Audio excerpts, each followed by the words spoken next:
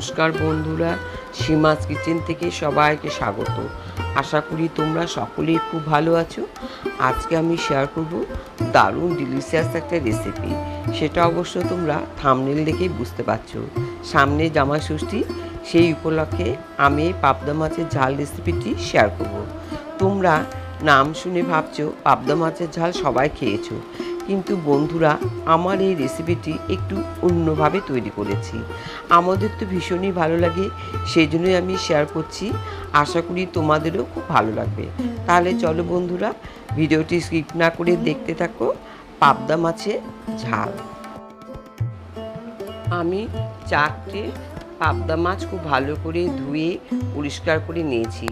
এবার একটু লবণ হলুদ দিয়ে মেখে নিয়ে তেল গরম হলে খুব সুন্দর করে লাল লাল করে ভেজে নেব। তবে খুব বেশি ভাজবো না, সামান্য একটু ভেজে নিলেই হবে।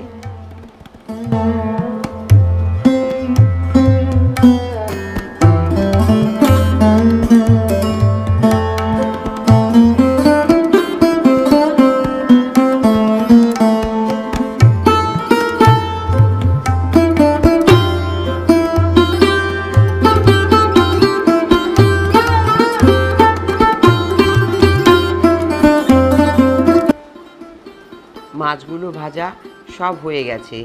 এবার ওই তেলের মধ্যে তেজপাতা, কাঁচা লঙ্কা, দারচিনি, এলাচ, লবঙ্গ দিলাম। একটু স্মেল বেরোলেই কালো জিরে দেব। এবার সব শুদ্ধ একটু ভেজে নেব।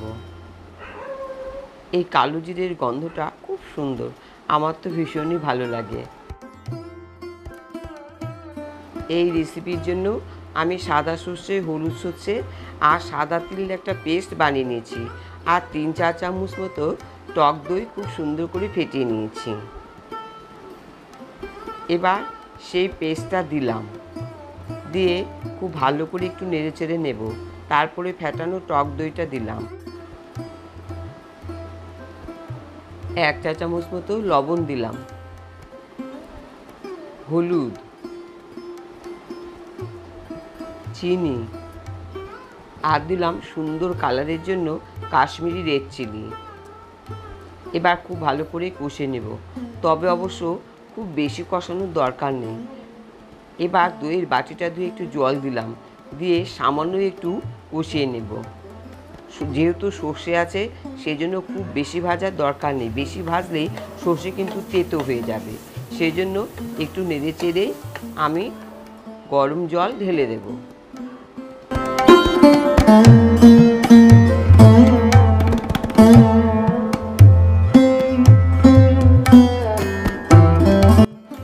লবণ দিলাম, ভেজে রাখা মাছগুলো ছেড়ে দিলাম।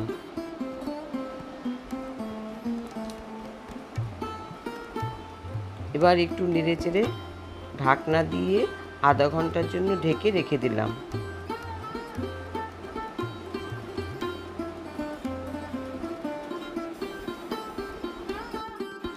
আধা ঘন্টা পরে ফিরে এলাম। পাবদা মাছের ঝাল প্রায় হয়েই গেছে। এবার গ্যাসটা অফ করে দিয়ে একটু গরম মশলা আর ঘি দিলাম, দিয়ে কিছুক্ষণ পর সার্ভ করার জন্য আমি একটা প্লেটে তুলে নেব।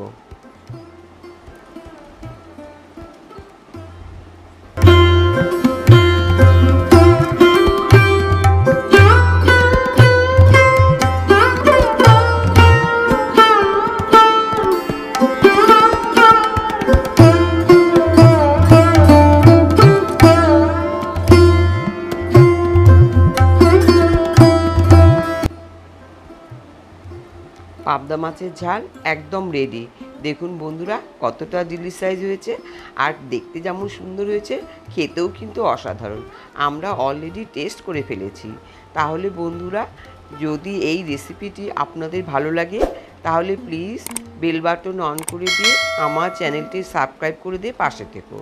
আজকে এই পর্যন্তই, আবার দেখা হবে অন্য কোনো রেসিপি নিয়ে। খুব ভালো থেকো, সুস্থ থেকো।